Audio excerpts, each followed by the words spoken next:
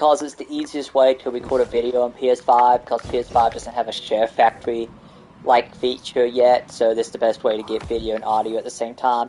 So what I'm going to do is I'm just going to ride around Europa, which is the new planet added in Destiny 2 Beyond Light, and I'm just going to talk about the game, and what I think about the expansion, and I'll let you guys know if I think you should buy it or not by the end of this. So firstly, let's talk about the planet itself. Europa is probably, I'd say undoubtedly, the largest area ever added to Destiny 2. There's a lot of underground stuff, and there's the entire Braytech laboratory that you go into, and that is a very cool region to explore and very vast. So I really enjoy all of the areas to explore in Europa. So I like it as a location. They also added the Cosmodrome back in the EDZ, which is the first area you go to in Destiny 1.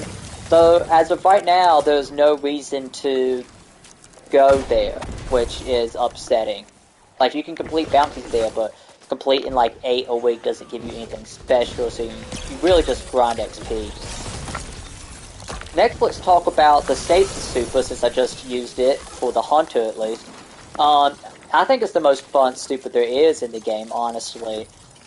Mostly because, I mean, it's new, so the abilities are fresh, but I think the way you do your super, let me show you, is more in-depth and allows for better customization than the other ones. Because you have these fragments, which I think there are 5 or 6 total, and you have to do quests to unlock a resource to buy a fragment, and you can only have 2 slots at a time. So you get to choose which of the 6 you want, and you have to pick 2. As of right now, there's only 1 aspect, which requires like a bigger quest to get. I'm assuming there's going to be more by the end of the season. They're like rolling out stuff as it goes on. But I really hope they add fragments and aspects to all of the supers for Destiny 2 Beyond Light, because that allows for a lot more customization, which is very nice, because I feel like they're trying to lean harder into the MMO RPG aspect of the game.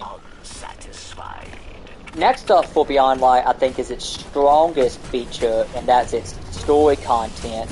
I think the story content in Beyond Light, at least when it comes to what is actually shown in the game via cutscenes and all that, is the strongest in Destiny's history.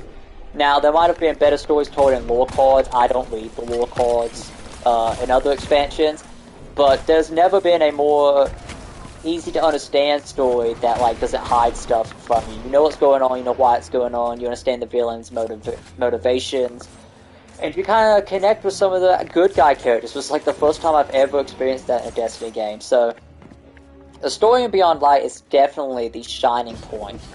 It's about 6 hours long.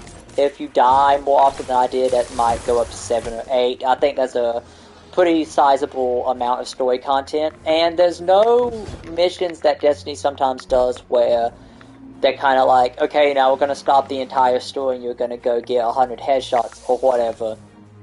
That doesn't really happen, so that's nice to see as well. And like I said, the story's meaningful and all that.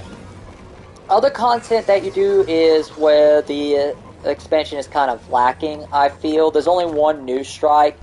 Now, there's a Destiny 1 strike that comes with the Cosmodrome, but there's only 1 strike on Europa, and there's no new Gambit maps or no new Crucible maps either. And that's really disappointing, because those core pillars of the game are still what you're going to be interacting with the most when you play Destiny. You know, after you finish the story and all that, level your character up. So it's upsetting to see they didn't expand on that experience at all. I feel like each new expansion should at least come with 2 new strikes, a new Gambit map, and, you know, 2 to 4 new Crucible maps, cause you really need to refresh all those main pillars at least once a year with some new content. And that's kind of exacerbated by the fact that they removed like half the game's content or more by putting it in the content vault. And when they did that, removing the locations, which isn't that big of a deal, the locations themselves, it's the strikes and Crucible maps that go with those locations that went away, which is upsetting, which, you know, hurts the game, I feel like, because there's not a lot of variety to play in those playlist things. But as time goes on, I hope that future seasons and expansions really refresh those core playlists out. But I mean, it's not a huge down point, but I really wish they figured out a way to keep the content in there, because games like World of Warcraft or Elder Scrolls Online have, 1,000 times more content than Destiny does, and they manage to keep it all in there. And they refresh it sometimes. I mean, the content in World of Warcraft now is not what it was when it was vanilla, but it's all still there, and you can experience it. And they don't have trouble updating their games, and it's just, I think it's a problem Bungie had when they started making Destiny. However they did the engine and the code, they didn't spec it correctly for a huge game, which is upsetting. So I feel like they need to figure out a way to include all the content from D2 and D1 in the game, because that's something that they should be able to do as the game becomes more of an MMO. But back to the Beyond Light expansion itself, another thing that's great is the lost sectors of the game. There's 3 in Europa. I haven't done the ones on EDZ, but the 3 on Europa are really fun to do. I've done them, half a dozen times each now, and I really enjoy them. And you also, almost died there. And you also have I think the legendary, the 1250 power level, and the master 1280 power level strikes, which are solo, and are how you get the exotic armor pieces for this expansion. And as someone who plays Destiny solo, I don't play with like clan or anything. I really enjoy this focus on solo content. That's end game solo content that is much appreciated from Bungie. So, to recap, I think that the story is the best it's ever been. Stasis is my favorite super to use. There's a lot of stuff to do if you're solo. I hear the raid is a lot of fun. A lot of people seem to be enjoying that. I wish they included more maps to flesh out the core pillars of Gambit, Crucible, and Strike, but that's something that is only a minor inconvenience. Those modes are still there. I think the only thing that hurts this expansion is that it's a $40 expansion. I feel like if it was $29.99 instead of $39.99, it would be better priced. I don't know why they made it $40.